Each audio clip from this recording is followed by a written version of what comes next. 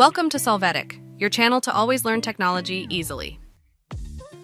Below in the description, you will find useful links we used in this video.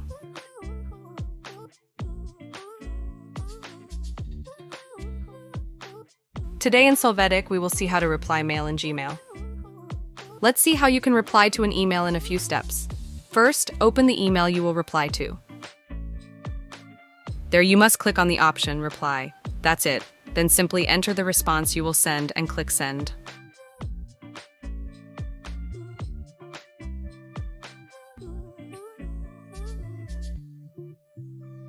Hey, remember to subscribe Solvetic channel.